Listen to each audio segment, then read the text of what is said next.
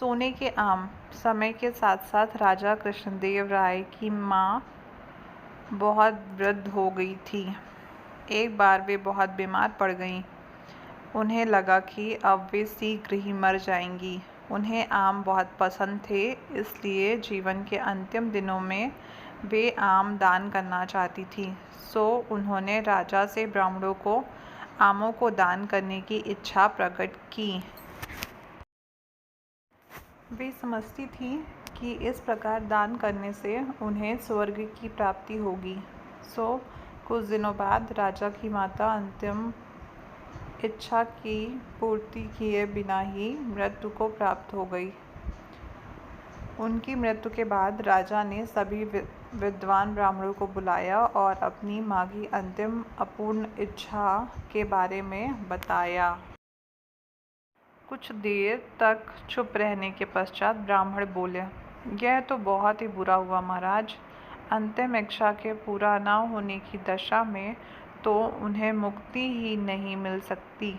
वे प्रेत योनि में भटकती रहेंगी। महाराज, आपको उनकी आत्मा की शांति का उपाय करना चाहिए।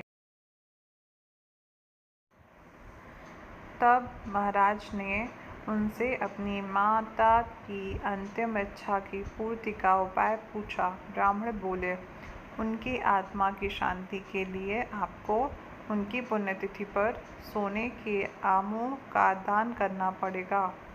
अतः राजा ने माँ की पुण्यतिथि पर कुछ ब्राह्मणों को भोजन के लिए बुलाया और प्रत्येक को सोने से बने आम दान में दी। जब तेनालीराम को यह पता चला तो वह तुरंत समझ गया कि ब्राह्मण लोग राजा की सरलता तथा भोलेपन का लाभ उठा रहे हैं। सो उसने उन ब्राह्मणों को पाठ पढ़ाने की एक योजना बनाई। अगले दिन तेनालीराम ने ब्राह्मणों को निमंत्रण पत्र भेजा। उसमें लिखा था कि तेनालीराम भी अपनी माता की पुण्यतिथि पर दान करना चाहता है, क्योंकि वे भी अपनी एक अधूरी इच्छा लेकर मरी थी। जब से उसे पता चला है कि उसकी माँ की अंतिम इच्छा पूरी न होने के कारण प्रेत योनि में भटक रही होंगी।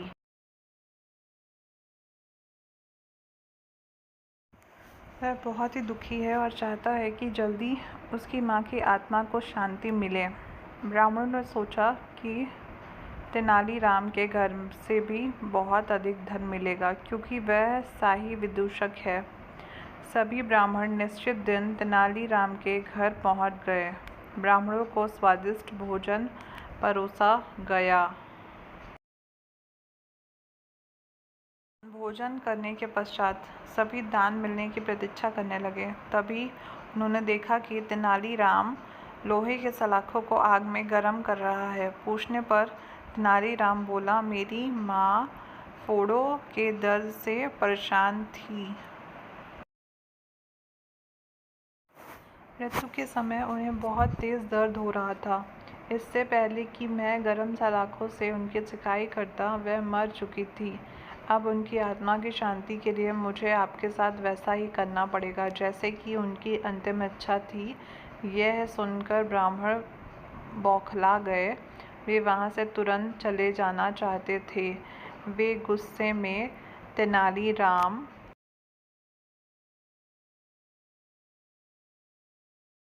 से बोले कि हमें गर्म सलाखों से दागने पर तुम्हारी माँ की आत्मा को शांति मिलेगी। नहीं महाशय, मैं झूठ नहीं बोल रहा। यदि सोने के आम दान करने से महाराज की माँ की आत्मा को स्वर्ग में शांति मिल सकती है, तो मैं अपनी माँ की अंतिम इच्छा क्यों पूरी नहीं कर सकता। यह सुनते ही सभी ब्राह्मण समझ गए कि तेनालीराम क्या कहना चाहता है। वे बोले, तेनालीराम, हमें क्षमा करो, हम वे सोने के आम तुम्हें दे देते हैं, बस तुम हमें जाने दो। तेनालीराम ने सोने के आम लेकर ब्राह्मणों को जाने दिया, परंतु एक लालची ब्राह्मण ने सारी बात राजा को जाकर बता दी।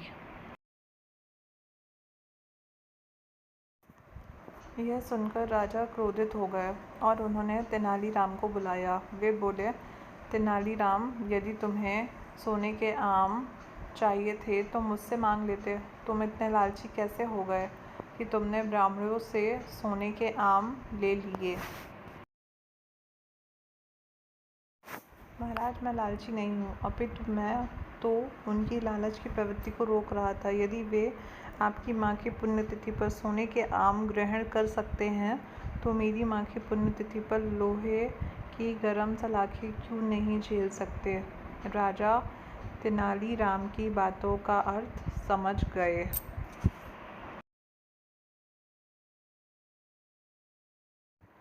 उन्होंने ब्राह्मणों को बुलाया और उन्हें भविष्य में लालच त्यागने को कहा। यह कहानी आपको कैसी लगी कमेंट करके ज़रूर बताइएगा, और हमारे चैनल पर नए हो तो हमारा चैनल सब्सक्राइब कर लीजिएगा। धन्यवाद।